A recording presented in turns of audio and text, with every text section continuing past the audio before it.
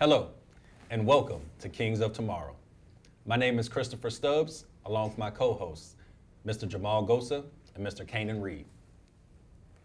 All right, so today we're going to touch a topic that really hits home for me, and it is what to do after you have graduated. So what's your next step? And the good thing is there's more than one way to Rome, so there's many ways to be successful. So we're just going to talk about some things that you should consider when deciding what to do next. So Chris, I'm going to start with you. What do you think a student should decide to do first when deciding what to do next? Well, I believe that when it comes to deciding what to do next, the first thing you have to really understand, and this is the first step in the career development process, and that is to know yourself and do a very well and thorough self-assessment of who you are and the things that you like. And that's personality. What's your personality like? The skills that you actually have. And what are some of those things that you're just passionate about, okay? So that's really just the foundation when it comes to what to think about first when it comes to what to do next.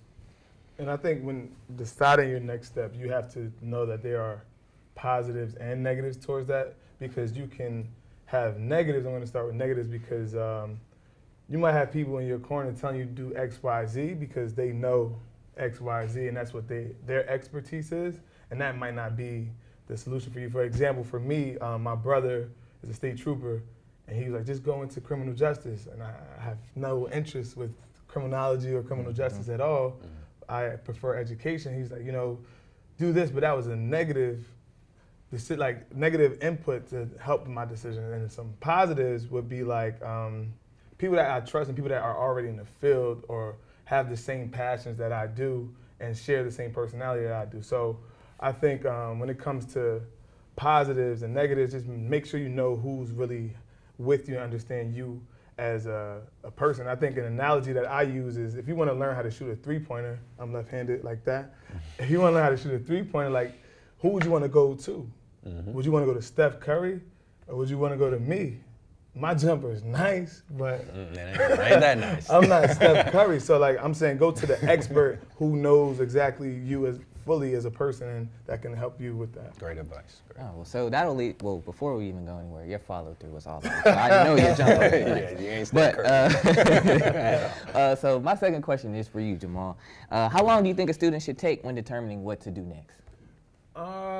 I think time is money in a sense, but it still go back to the dynamics of what you were talking about, knowing yourself, and also being able to be comfortable.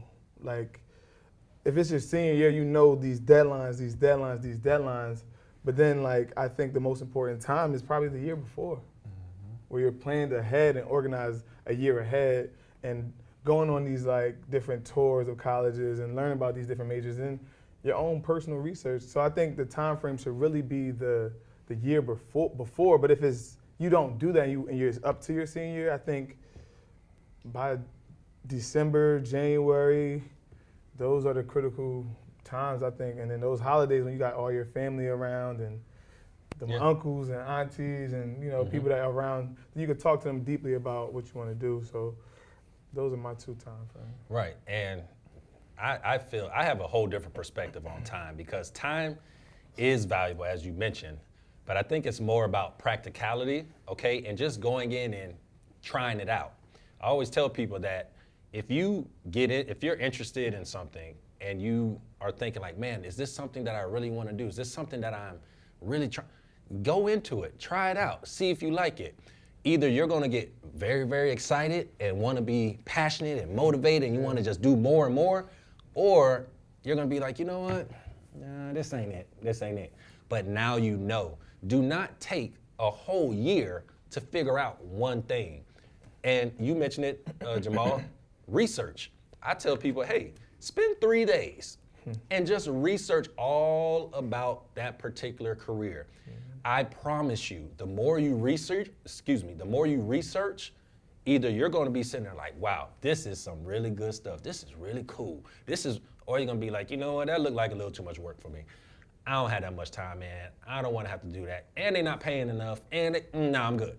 Research, it's called being practical, actually doing the practice to get that experience so that you now can have that knowledge and then make a decision. And kid, if I could chime in, I think with research, all the technology that's out here today, Oh, yes. you have so much access in these cell phones where you can travel and understand, and then even YouTube. YouTube Academy, Pretty much. And it's a free college.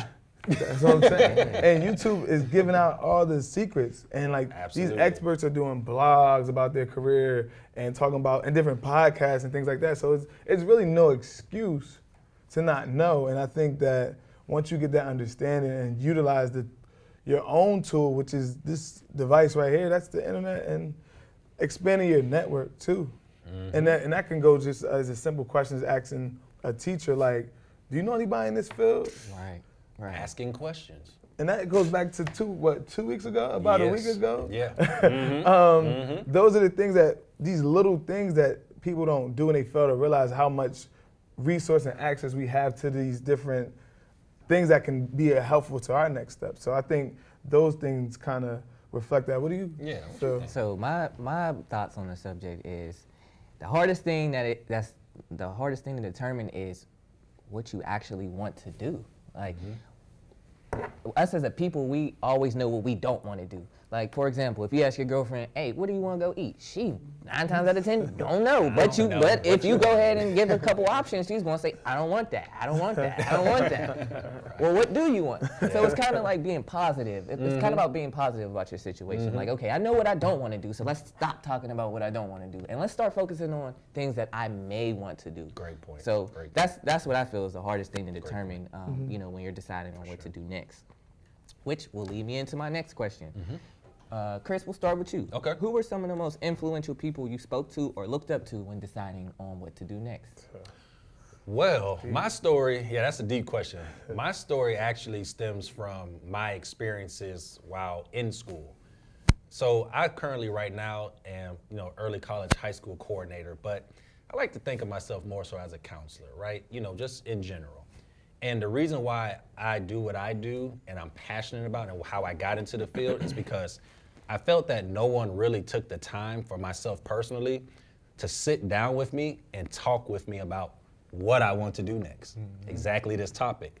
So my passion for what I do is really sitting down with students and anyone for that is saying, hey, what do you want to do? What is it that you're passionate about? Let's work out a game plan about what to do next. I didn't get into this profession because someone said, oh, hey, education's great. You should do this. It really stemmed from, and I'll close with this, is that I attended Duke University, which is one of the premier universities in the whole world. And when I was almost finished and about to graduate, I woke up one day and I said to myself, you know what? Why hasn't anyone talked to me about what I want to do next? And I thought to myself, I am at one of the top universities in the entire world, and no one has sat down with me and really worked with me. So that's how I got into my profession. And, God has just worked things out where things have happened. But I know the reason why I'm successful in what I do is because it really is something I'm passionate about, and I love helping others be successful. All I care about is seeing people do what they love and make great money doing it. That's it, simple. Can I ask you a question? Yes, With sir. That, I know you have an athletic background. Yes, sir. Do you feel like you had support from coaches? How were your coaches? Were they influential just for the sport or your life or school? Which one were they the best at? Well, I'll be honest with you, Jamal, that there were some coaches that were supportive of my athletic and life goals. However, at that time and being in what I call the fog, which is for a student athlete, where when you're a student athlete on a college campus, you really have you really only see what's right in front of you. You know there's something down the road, but all you really see is right in front of you.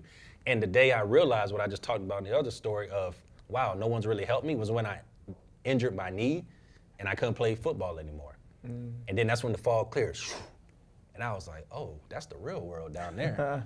I said, oh my God, what am I about to do? And then I said, why hasn't anyone helped me with this? Yeah. No one's talked to me. Yeah.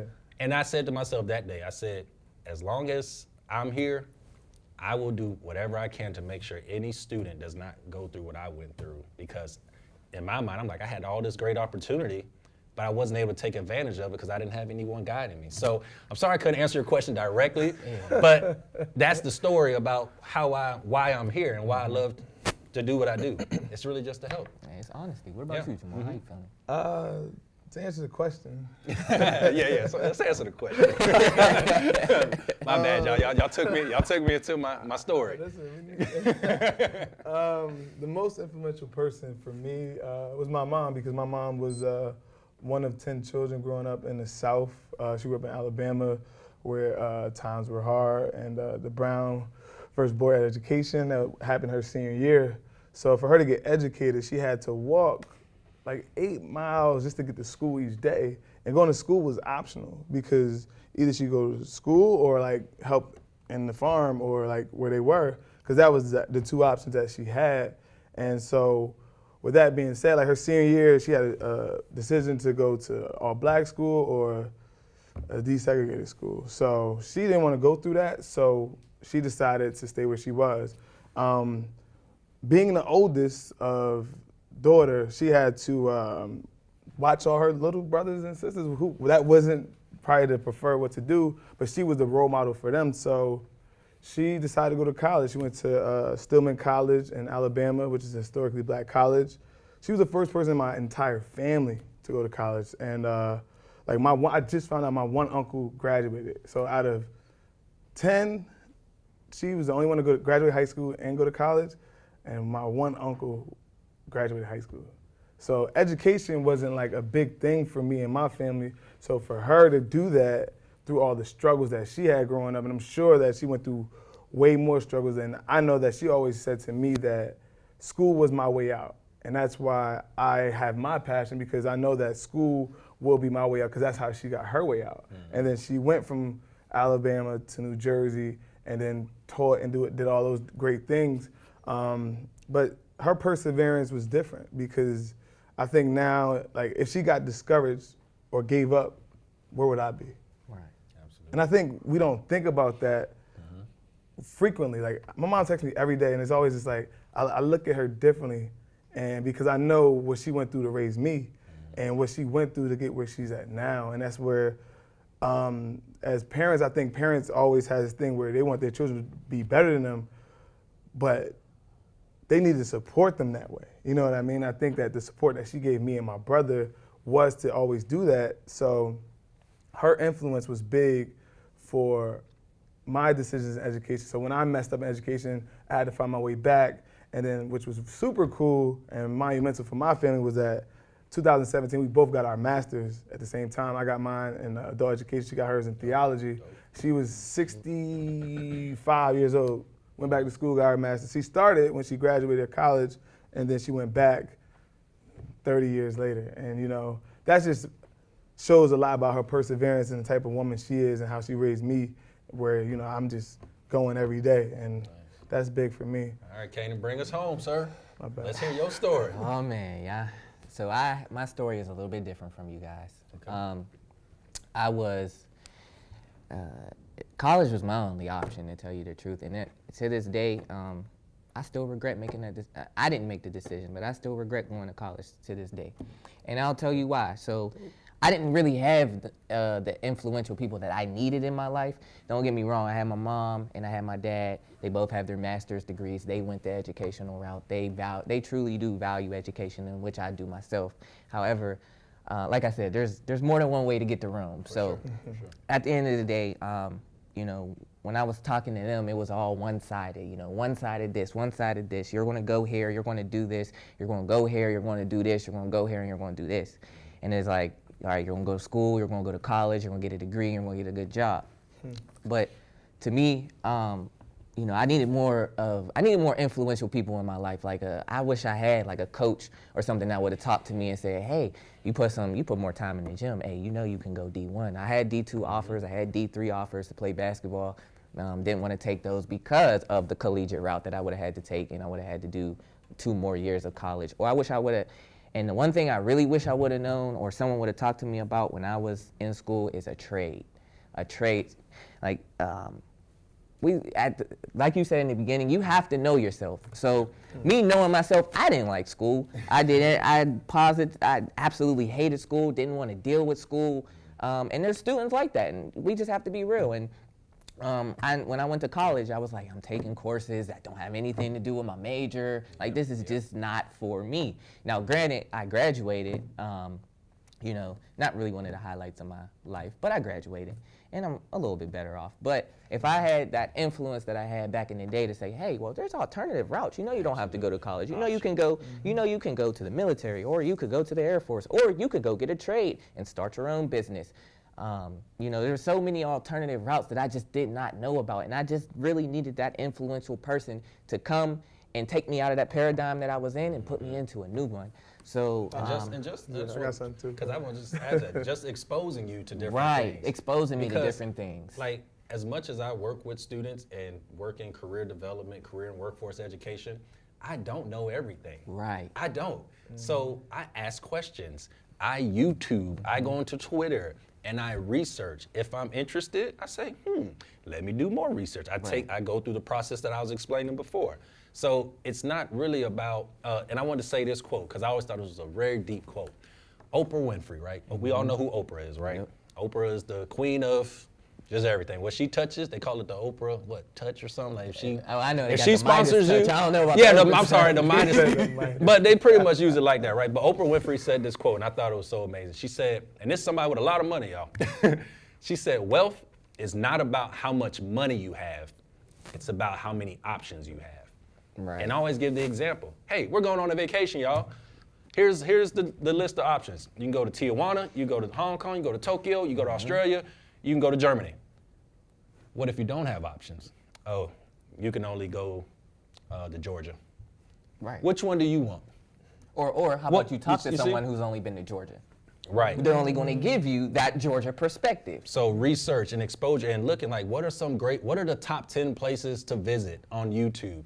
I guarantee you there's videos on there and they'll show you everything. You'll say, wow, I didn't even know those things existed. So just wanted to talk about that. The question I had, do you think, like, we talked about our era growing up and how it affected us. So do you feel like if we fast forward into today's society, do you feel like they have enough resources, enough awareness, enough opportunity to seek these things that we're talking about? Because I strongly think they have a lot. I just don't think they utilize it the way they're supposed to. Well, I will say there's always room for improvement, but students nowadays do have a lot more than what I had, which is, I'm saying it like I went to school like 10 years ago. You ain't that old, bro. You ain't that old, but bro. they got more at their disposal than we had. The Pittsburgh Promise was pretty new when I was coming up, so it was college. Now we got, you can go to trade school. We even have CTE programs, in school that are being stressed more than when I was in school. So to answer your question, yes, I do believe that there are more opportunities and there are more. Listen. They're making it more available. I'm just gonna be frank. The students these days would not make it a week without their phones in school. They wouldn't. They wouldn't make it. They wouldn't make it. Nope. But there is, within those phones, and I just want all the students to understand this, within those phones is the world. Yeah. If you're wondering what's out there, use that phone. Type in, what is this? What is that? How do I become this? I promise you it's on there. I could go on for days, guys, about all the stuff that I've just researched online and how it has propelled my career further. All right, so we're gonna wrap it up with the last question. Since you just talked about some research, Jamal, we're gonna start with you. You thought I was gonna go to Chris, hit you with the no look. So can you just give me three, off the top of your head, 3 professions that you don't need a college degree for and that students can go look and search up right now? 3 topics, 3 jobs. I would say, hold on, I got mechanic, like car mechanic. Okay. What is it called? Like air conditioning and stuff like that. HVAC. I don't know the acronym. HVAC. And like highway construction stuff. Those are Highway 3 construction. things that I think are available that you don't need a college degree, but you still got to be able to follow some certain Oh, yeah. curriculum. Oh, of course. You know what I Of mean? course. So- And we're not. Let me clear this up. I'm not sitting here bashing a college degree because anyone who goes and gets a college degree shows some type of intestinal fortitude of being able to finish a program. Yeah. But just for the purpose of this show, Mhm. just give the audience some alternatives because college isn't for everybody. Yeah. You feel me? So we just need to maybe list like 2, 3 jobs just off the top of your head, which you did pretty well. What about you, Chris? I'm just going to start off with a general statement. You can do anything without going to college. I'm just telling you right now, any job, you do not have to go to college. Except, I'm sorry, medical doctor. Nah, you need to have gone to college to be a medical doctor. trust you if you Yeah. I always talk about you about doctor. There are to be a lawyer. Yes, I'm gonna need you to go and really know the law. Yeah. Besides medical doctor and the lawyer, everything else you can teach on your own. But I'm gonna give you a few examples, specific ones. So web design, okay?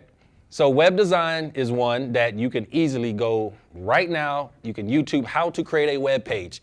There are a million places you can go to create a web design. One of the places I like using is called w3schools.com. You can literally, they'll give you a tutorial. You do it yourself, and you can see the results of how of the coding that you put in to do it yourself. So that's one that is going to always be something that is going to be needed because we're now in a web world. The second one, life coaching. Now, people hear about life coaches, but basically you're helping people get their life together, but it's based off of your life experience. So everyone watching this right now can be a life coach because it's based on their experiences that you've had, whether they're things that are positive and negative. Maybe you're helping people avoid things. Maybe you're helping people move towards those. So that's 2. And the third one, everyone's gonna like this one, a social media consultant. Wow. So our students all day are on social media. Yeah. All day. And that's cool. I'm on social media all day too. I feel it. There are so many businesses out there right now that do not know how to set up a Facebook account, do not know how to set up an Instagram account, do not know how to set up a Snapchat. And they will pay you a lot of money just to create a username and to post a few things a week.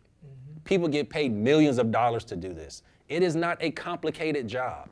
It is doing what you're doing all day, every day, and literally creating a business, a business around it, getting an LLC, and just going. So web design, life coaching, social media consultant, those are 3 professions that I will give that you do not need a college degree, and you can make tons of money doing them. I got 3 off the top of my head. Electrician, plumber, and carpentry trade. Carpentry trade, you learn how to build a house from scratch. Electrician, everybody needs electricity. And you're always going to need electricity. You're always going to need homes built. Big facts. And plumbing. I just messed up my plumbing last night, and so I need to call my plumber. But and you're always going to need a plumber. So I don't even know I don't know if I need a pause here or what. I don't know. I'm like, all right. Hey, But roll with it. But You those with are it. the 3 jobs that I think that you can get a 2-year degree in and make a lot of money, and it's going to be stable. And I think to conclude all that, it makes sense to do the work, do the research. Yes. Don't just take this and oh, that sounds Run good. Run with it and really research, and then call somebody. Listen, hey, I seen this ad. I'm interested to learn more. I'm sure they'll be more than welcoming to send you a brochure and sit down and talk to you more about it, because sometimes it's just a phone call away. I'm telling you, it's that easy. But with that, this is our episode for Kings of Tomorrow. Thank you guys for listening. Thank you guys for recording. See y'all on the next one, all right? Later.